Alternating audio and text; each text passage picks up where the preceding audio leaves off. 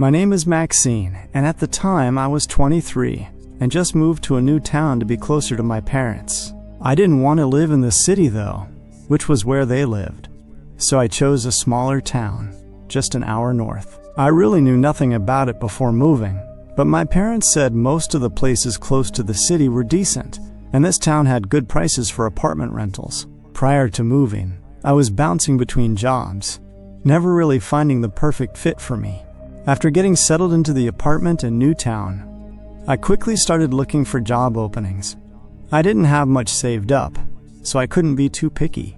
One of the first listings I found was for a local grocery store. Definitely not a chain store, as I'd never heard of the place. I think it was just owned and run by a single family. I actually used to work at a grocery store for a couple of years in high school. So I applied, hoping my previous experience would help me get the job.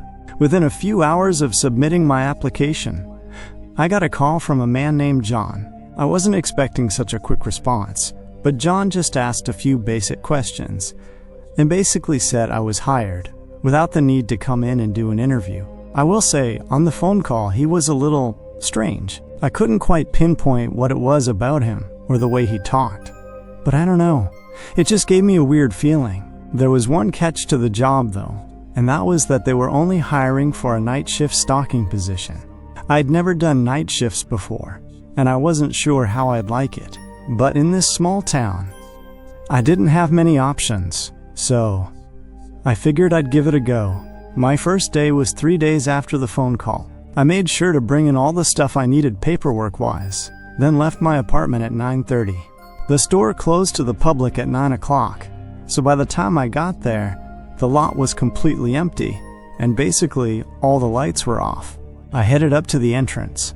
John was standing right against the front doors, watching me as I walked up and opening the doors for me to welcome me in. John was pretty tall, about 6'2" if I had to guess, and not very skinny either.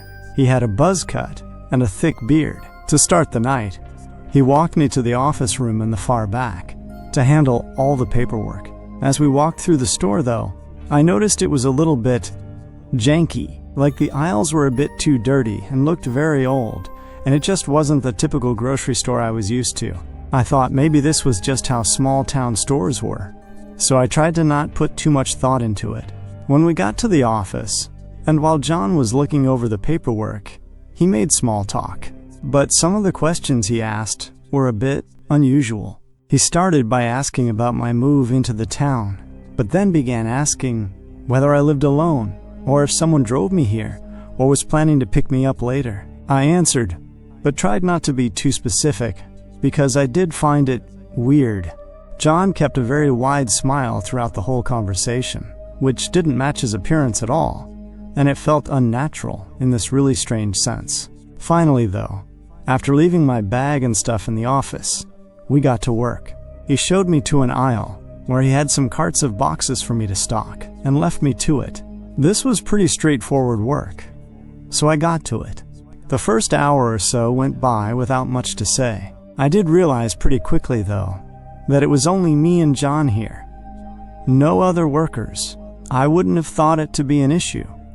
However, I started to notice John peeking around the corner a few times and just watching me. I'd just look up randomly and catch him standing at the end of the aisle, somewhat staring at me. He'd be standing there as if he'd been there for minutes, not just walking by. This was back in 2023. I'd been looking for extra ways to make money on the side and had downloaded DoorDash thinking I'd try it out. I got accepted and had it all ready for me to start working, but I didn't finally decide to try making some deliveries until 3 weeks later. I just kept pushing it off. It was a night after getting home from work where I was just bored, but not yet tired, and I thought there was no better time than now to test it out. The first few orders, I was still getting the hang of things, but they all went well. I felt confident after that, as it was a pretty simple process. It was around 3 hours in, and I think just past 12 a.m., when an order popped up that was different from all the rest. It had a massive estimated tip, something like $30 to $40. That was just about as much as I made in the last 3 hours of working. I didn't even think twice before quickly accepting the order. It was from a 24/7 McDonald's, the only one in our whole town. It was right on the edge of the highway that led out of town and into what I considered to be the middle of nowhere. Once I picked up the order, I realized that was exactly where the order was taking me. I didn't make it 2 minutes down the road before getting a call from the DoorDash customer. He sounded older than me, like maybe in his 30s, and he didn't seem to be in a good mood as he told me to confirm the address. I'm a little confused.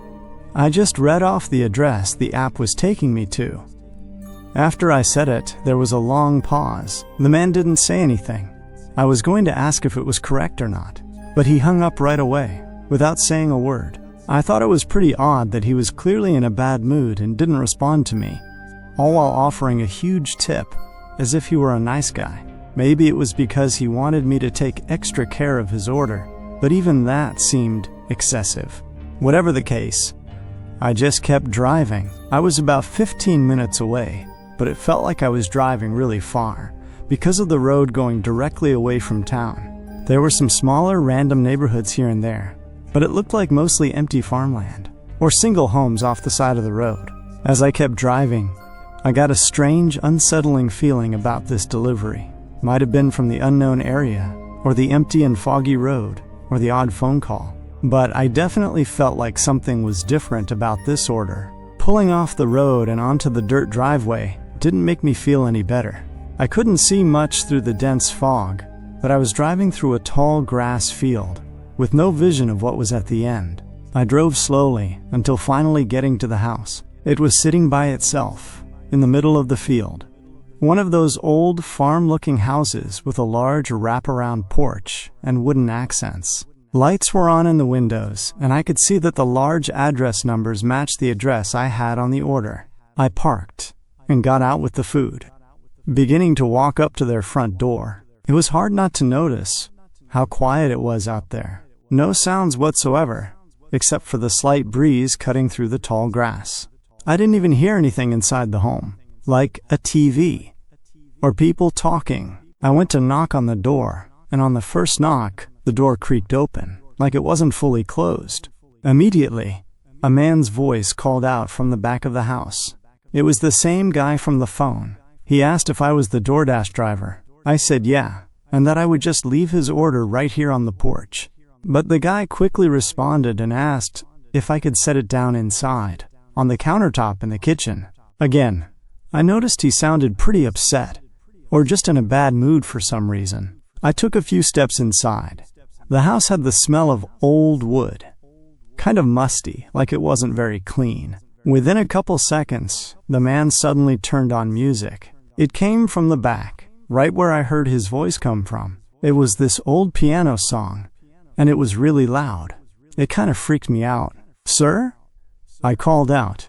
"Hello?" He wasn't responding anymore. I started to feel like maybe this wasn't worth it, even for the tip he offered.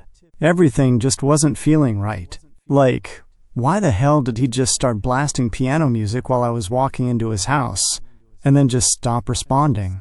Once I was closer to the end of the hallway where the kitchen was, I could see it getting darker. Like, the other rooms next to the kitchen, notably the one I thought the guy was in, was fully dark. I stopped walking, dropping the bag on the ground and just hurrying back toward the front door. I nearly had a heart attack right when I got close to the door. I saw the guy standing in the dark, just a couple feet from it. I distinctly remember the whites in his eyes almost glowing as he stared at me with wide eyes. It was like I caught him in the act of something. That split second felt like it lasted. I was 28, living alone in a small city after getting laid off from my longtime job. That job was the only reason I even moved to this city to begin with, so this was pretty devastating. I really wasn't sure which direction I wanted to go with my life. But while I tried to think about things, I figured I'd get any job I could, just to pass the time. After a few weeks of searching, I got an offer from a small motel on the edge of the city. I went in for a few short days of training, but this happened on essentially my first full night alone at the motel, working the counter. This motel was a pull-off on the highway, about 30 minutes outside the city. There wasn't anything else out here. The only other building was an abandoned restaurant next to the motel. Through the first few hours of the night, a couple customers came in. They got a room, I checked them in, and that was about it. A lot of the customers looked the same, tired and in need of rest. But one lady stood out to me.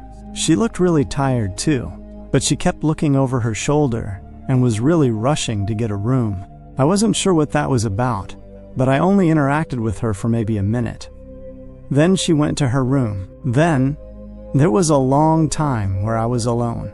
I just sat behind the counter, staring out the doors at the empty highway. Barely any cars even passed by, so I figured the night would be really slow. That was until a man walked in. I never saw his car pull into the motel, so I thought he must have been a customer that had checked in earlier, before my shift had started. However, he made it clear right away that that wasn't the case. He asked how much the rooms were, and if any were available. Yeah, we have plenty of rooms. Did you want me to check you in for one tonight? He looked like he thought about it for a second, but his eyes kept glancing beside me. Eventually, he responded, "No thanks," and walked out. After he left, I looked over my shoulder, trying to figure out what he kept looking at. The only thing over there was the key wall.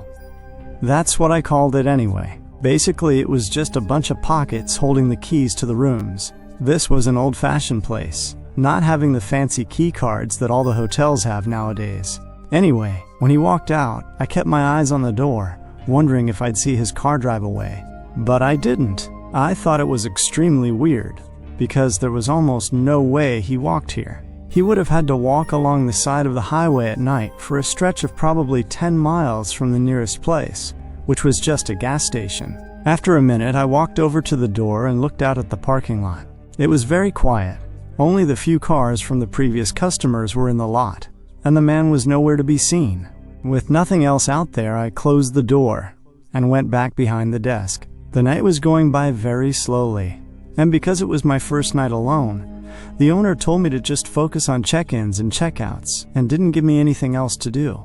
A half hour went by when the sudden desk phone ringing startled me. I quickly picked it up, seeing it was one of the rooms calling. A woman's voice came through. She was clearly in distress, as she explained that someone was standing outside her door and wouldn't leave. I quickly got up, and immediately, when getting outside, I could see that whoever it was, they weren't there anymore. I hurried up to the woman's room, which was on the far end. When she answered, she looked really nervous. I asked if she knew the guy or if he said anything, and apparently, the man didn't speak at all. She saw him outside her window and asked him to leave, but the man wouldn't.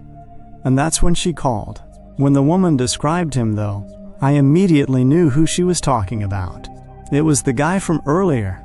She described him exactly as I remembered, kind of tall and with really dead-looking eyes. I asked her if she wanted me to call the police, but she was very adamant about me not calling authorities, saying she didn't want to deal with any of that and was leaving in the morning anyway. She just wanted me to tell them to leave if I saw them. So that was it. I went back to the main room. For the next 2-ish hours, I thought a whole lot about the situation. Like, what was